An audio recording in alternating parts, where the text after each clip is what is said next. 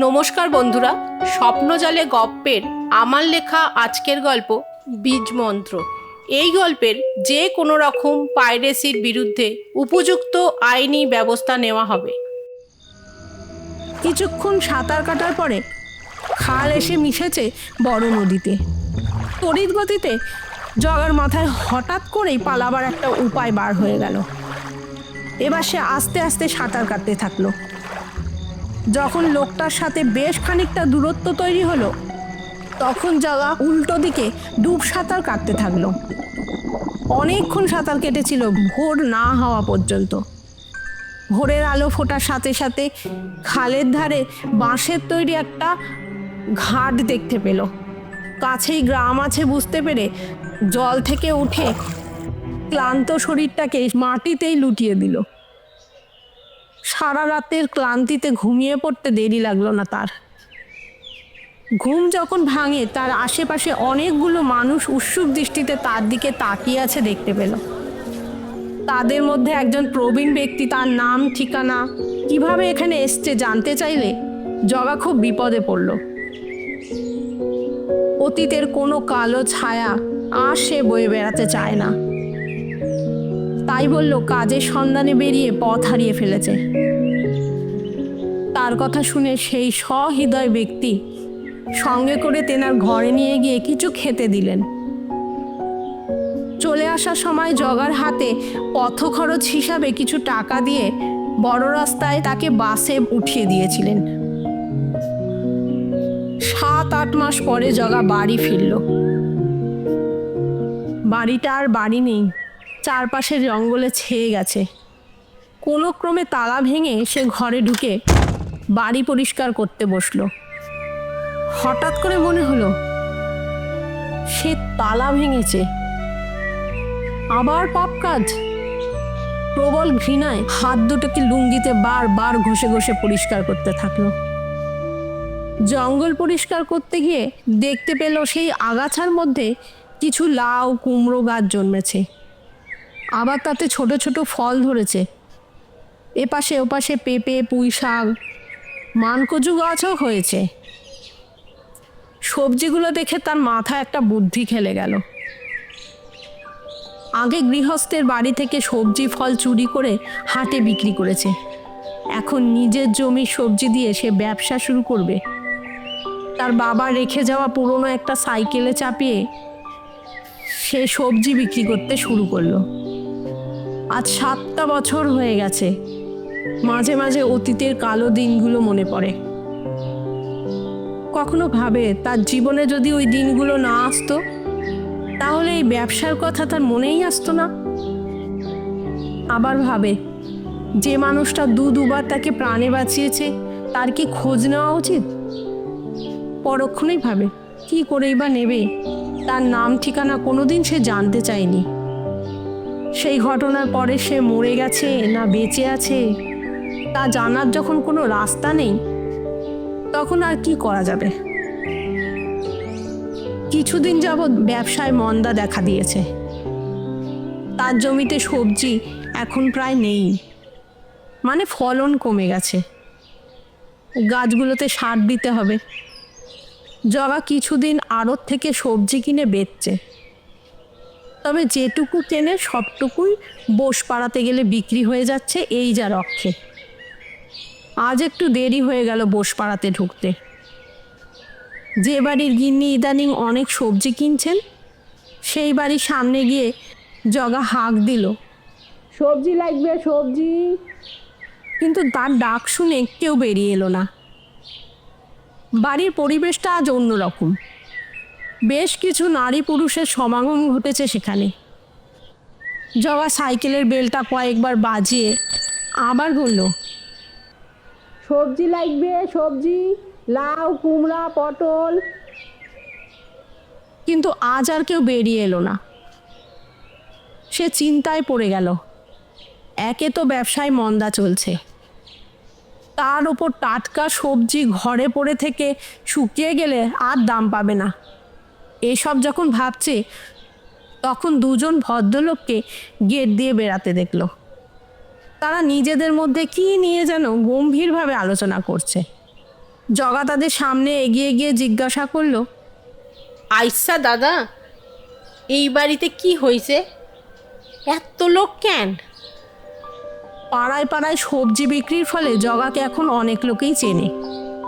ভদ্রলোক দুজনেও তার ব্যতিক্রম নয়। তারা জগাকে বলল, কদিন আগে একজন সাধু বাবা হিমালয় থেকে এসেছেন এই বাড়িতে। তিনি নাকি সাক্ষাৎ ত্রিকালদর্শী। এতদিন মৌন ব্রত পালন করছিলেন, আজই তার ব্রত ভঙ্গ হয়েছে। তাই সকলে এসেছেন সেই সিদ্ধ পুরুষকে দেখতে। ভদ্রলোক দুটো চলে যেতেই জগা ভাবল, ত্রিকালদর্শী, তাহলে নিশ্চয়ই তার ভবিষ্যতের কথা বলে দিতে পারবে। একবার গিয়ে বাবার দর্শন করলে হয়।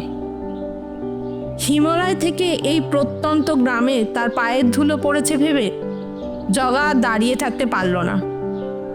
সাইকেলটা পাঁচিলের গায়ে হেলান দিয়ে রেখে একবার উত্তর দিকটা খুঁজল।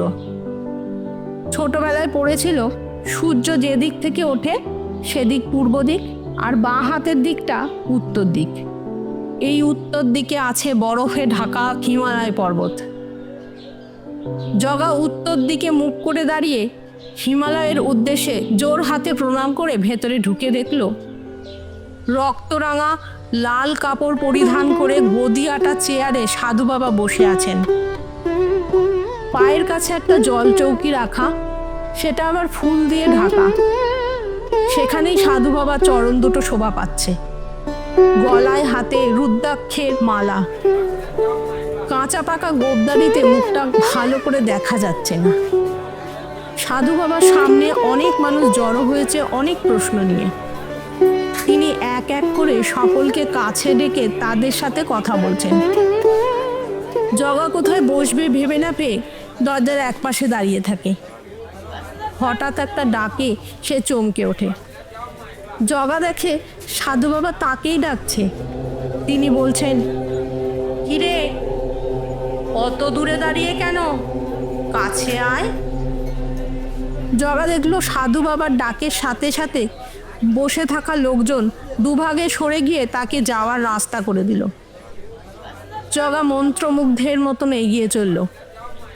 সাধু বাবার চরণ দুটোতে প্রণাম করে সামনে বসতেই তিনি জগাকে বললেন, এতদিন কোথায় ছিলি? আমার কাছে আসতে এত দেরি করলি কেন? তোকে কত খুঁজেছি রে পাগলা, বল কি জানতে চাস বল। এই বলে তিনি চোখ বন্ধ করে ফেললেন।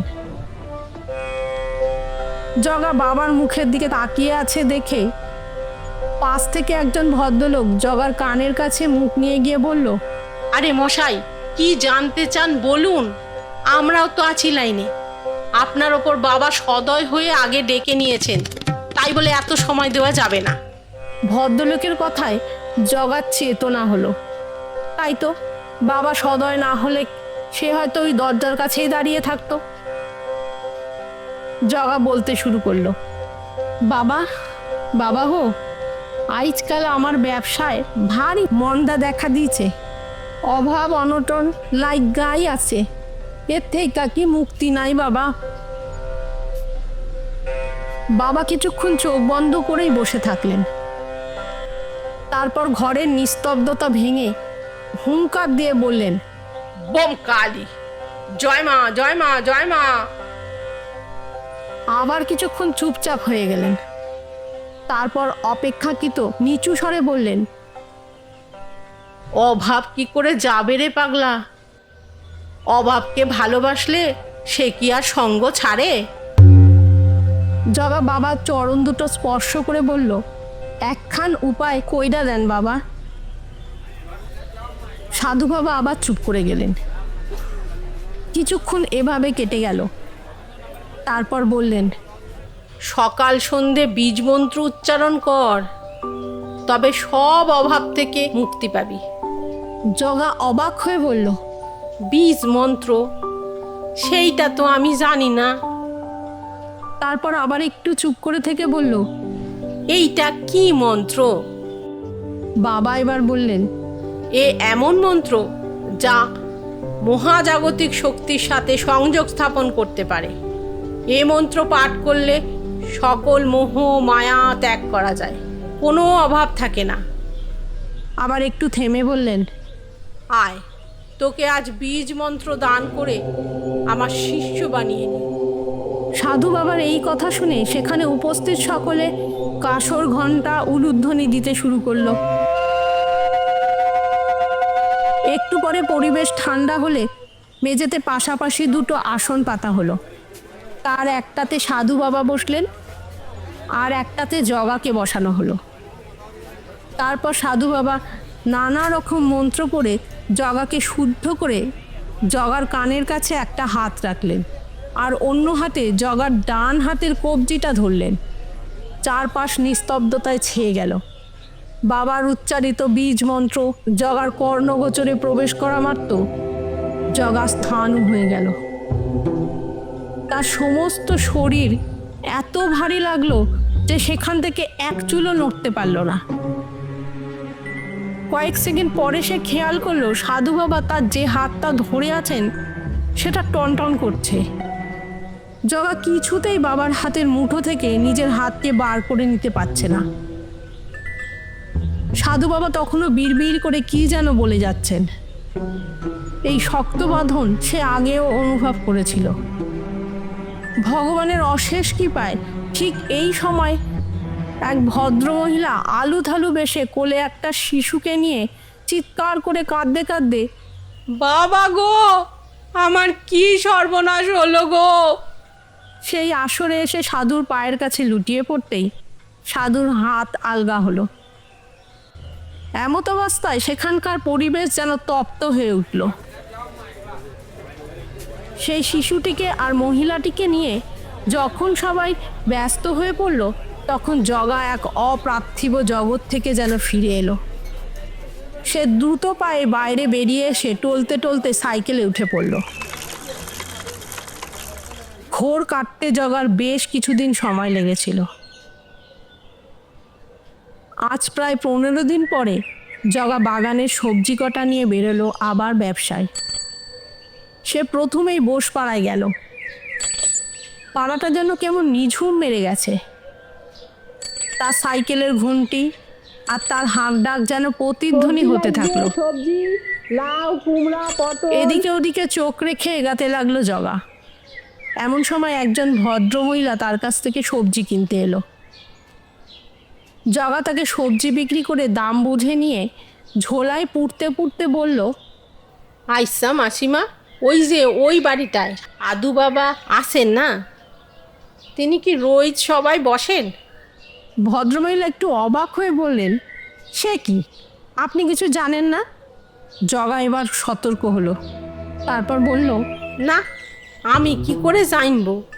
আমি তো অনেক দিন বাজার বিক্রি করতে আসি নাই। তা কি হয়েছে? এইবার ভদ্রমহিলা একটু স্বাভাবিকভাবে বলল, ও তাই বলুন। সে অনেক ব্যাপার ঘটে গেছে। সাধু বাবা তো একদিন রাতে অন্তর্ধান হয়েছেন, আর তারপর থেকে যে বাড়িতে ছিলেন সেই বাড়ির দামি দামি জিনিসপত্র, সোনা গয়না, টাকা পয়সা কিচ্ছু পাওয়া যাচ্ছে না। এ পাড়াতে তো পুলিশও এসছিল, আমাদের সবাইকে জিজ্ঞাসাবাদ করলো। তবে চিন্তা নেই, পুলিশ খোঁজ খবর লাগাচ্ছে। বাছাধনকে পেলে হাজতে নিয়ে ছাল ছাড়ালেই সব বের হয়ে যাবে। এই শুনে জগার যেন ঘাম দিয়ে জ্বর ছাড়ল। এই সাধু বাবার ভয়ে সে দিন 15 ঘর থেকে বেরোয়নি। যদি কোনোখানে তার সাথে আবার দেখা হয়ে যায় আর তাকে শিষ্য বানাতে চায়, আর তার সঙ্গে যদি তার কানে চুরি করা মহাপুণ্য যদি না বড় ধরা এই বীজ মন্ত্র বর্ষণ করে। আমার গল্প যদি ভালো লেগে থাকে তাহলে চ্যানেলটিকে সাবস্ক্রাইব করার অনুরোধ রইল, আর সাথে লাইক, শেয়ার ও কমেন্ট করতে ভুলবেন না।